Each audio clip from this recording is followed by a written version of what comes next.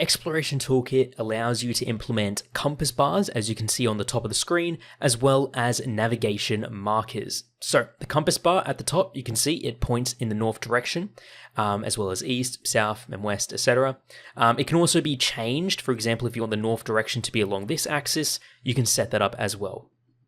Now, you'll also see it is rendering markers that are being displayed in the game world, and these are essentially just empty game objects with a component attached. So you can see we can find them on the compass bar, and the further away we get, they will begin to fade and shrink, and that of course can be modified as well. So we have different markers right here, which we can go up to, and these can be used for quest markers, marking out doors, and if you implement a mini-map, these will also automatically work with them as well. So let's have a look at how the compass bar is set up. So the way the compass bar works is with the compass bar prefab right here. Basically, if you go to the implementation prefabs navigation folder, you'll see there are two versions of the compass bar. I'm using the alternative version right now, which is this much more sleek design. So if I go into 2D mode here, select the compass bar, that right there is what it looks like. Essentially, we have these little edge things on the side with the actual masked off compass in the middle. Now, if we select this, the compass bar, you'll see we have our compass game object here, and inside of that, got our edges, and we then have our mask container, okay, because this is actually a masked element. Basically, if we disable the rect mask, you'll see that it is this large UI element, which is, if we open it up, this contents right here that we are panning left and right via the script. Now, the reason it's so big is because once it reaches far enough, it is then going to loop back around. So you'll notice that southwest and south appear on both sides. That is because we want to give it enough room to reach the end before snapping it back around like so. And that basically gives us the ability to infinitely have it loop around. And you can, of course, change the design of this if you wish. You can make it look however you want. And then over inside of the compass bar is where we have our compass bar component, which is basically in control of everything. So here we have a few things. First of all, we have our north direction, which determines the direction that north is in. By default, we have that set to the forward direction. The wrap extents defines basically how far this contents has to move along the x-axis before it snaps and loops back around.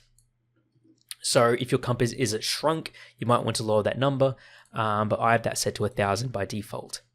Then we have our components. So content is basically going to be the game object that we are moving. We then have the player. Now we need the player because with the markers, to basically determine which direction they are, we need the player's location. And then we have the compass canvas here. Now, down here in the markers category, we have the marker prefab, which is what gets instantiated. And this right here is a simple UI image with a script right here that basically has an icon and an optional distance text.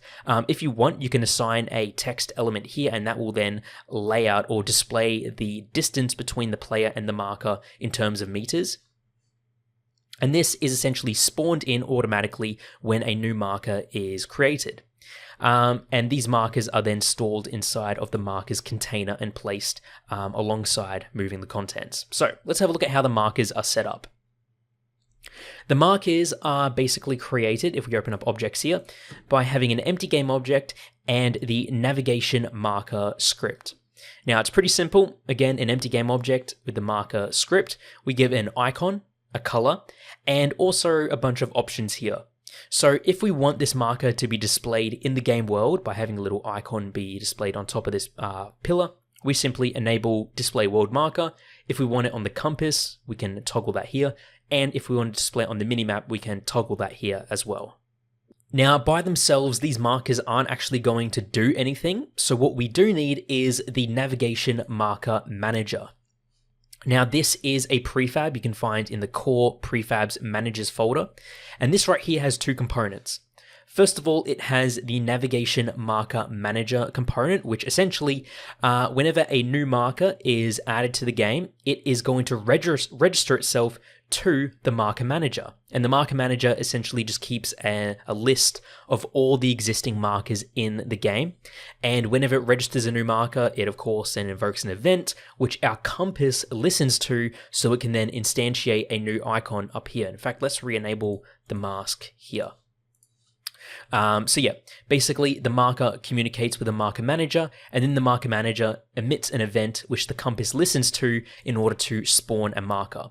And when we're playing the game, markers can also just be destroyed. So if you delete a marker, it is going to unregister itself, and the compass bar is going to be notified, and it will then delete the marker. Now, as well as the Navigation Marker Manager, it also has the Navigation World Icon Controller component. And this right here is what renders those markers in 3D space. It does this via the canvas right here. And essentially what it's doing is it is basically figuring out, or it's looking at all of the markers that it has kept track of, and it converts its position from 3D space to screen space, and it then instantiates a marker or an image game object on the canvas and just positions it over.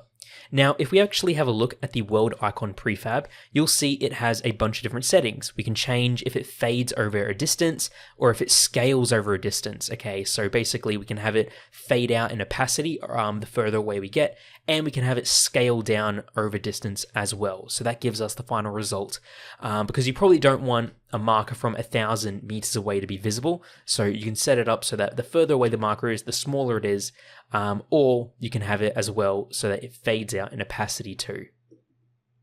So that is a look at the compass bar and navigation markers inside of the Exploration Toolkit.